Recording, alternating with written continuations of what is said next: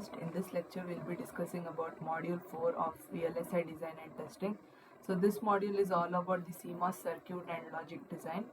So in this, the very important topic would be they'll directly ask question to represent the CMOS logic circuit. So first one is the complementary logic, and similarly we have pseudo NMOS logic as well as the dynamic CMOS logic as well as the multi-phase clocking strategies. So we'll discuss about one by one in detail. So first, in the earlier section we discussed about the CMOS logic under the assumption that the MOS transistor behaves as an ideal switch.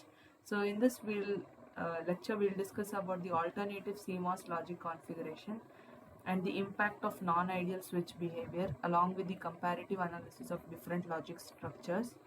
So when designing circuits, there are two crucial aspects that must be addressed. One is the circuit design, that is structural working of the circuit, as well as the layout of the physical design. So the circuit design mainly involves selecting the appropriate logic and configuration and transistors arrangement, whereas in layout design or the physical design, it mainly deals with the physical placement and the interconnection of the transistors.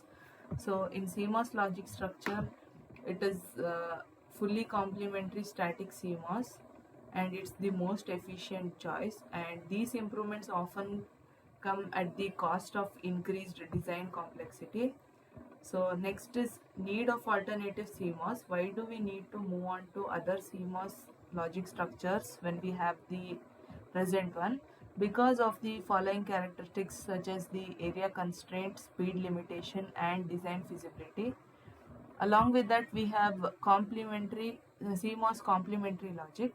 So the property of CMOS complementary logic is its ratioless operation, and it can be designed such that the circuit functions correctly even when all transistors are of equal size.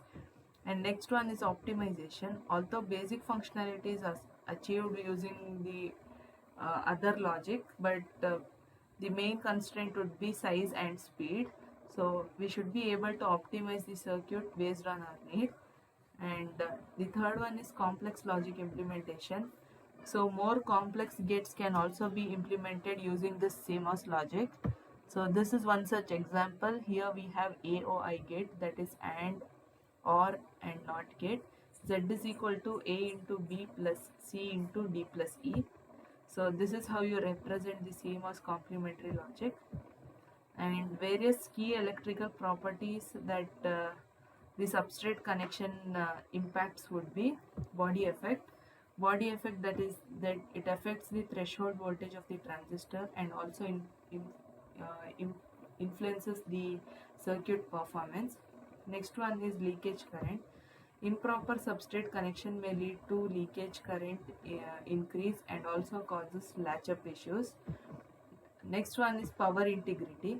The proper substrate biasing ensures reliable operations across varying physical conditions.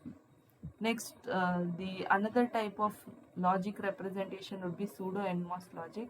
A typical pseudo NMOS logic is illustrated in which a single PMOS transistor acts as the load device with its gate permanently connected to ground. So this is the pseudo NMOS logic in which we have the PMOS transistor connected permanently to the ground.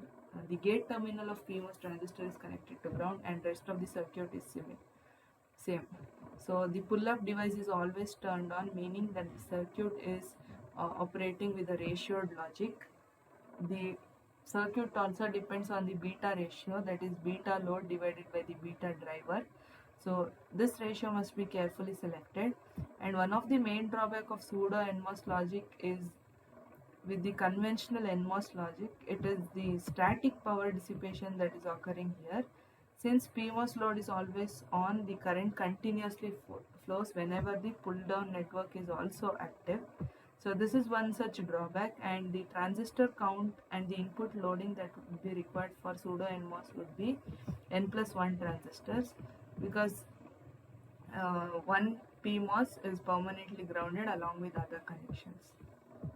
And The comparison with conventional NMOS and CMOS logic would be one potential advantage of using PMOS load in the absence of body effect, which affects the NMOS depletion load, and also a pseudo NMOS gate can offer a higher circuit density.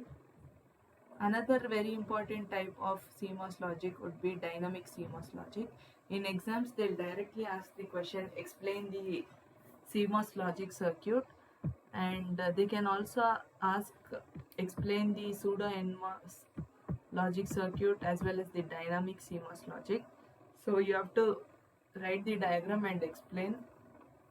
The main features of dynamic CMOS logic is it uses clock driven pre-charge and evaluation phase. There are two phases in the dynamic CMOS logic, that is pre-charge phase and evaluation phase.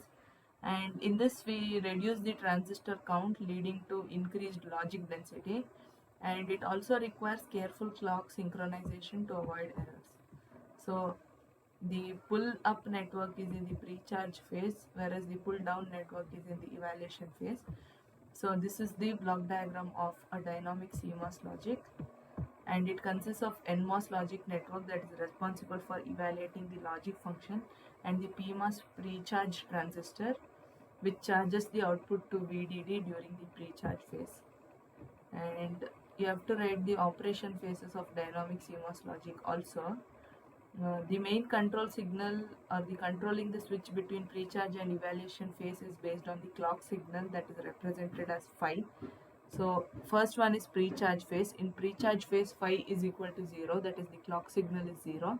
The PMOS pre-charge turns on and charging the output node to VDD, and NMOS evaluation transistor is off, preventing any discharge, and output is temporarily set to high regardless of the input value, because if phi is 0, it doesn't depend on the output, so output is primarily set to high.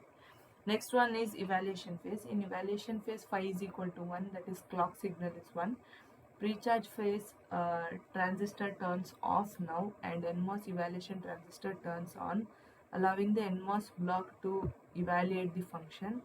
And if no conducting path exists, the output remains at the pre-charge high state. And the major limitations and challenges would be the charge leakage and charge sharing, along with the input switching restrictions. Input must only change during the pre-charge phase and not during the evaluation phase. And another important limitation would be the cascading issue. Dynamic CMOS gates cannot be directly cascaded using single clock, and we need to evaluate the clock cycle required for each stage, and it can cause the timing constraint. So this is how you represent the cascaded dynamic CMOS. Next we'll discuss about multi-phase clocking strategies in the next lecture. Thank you.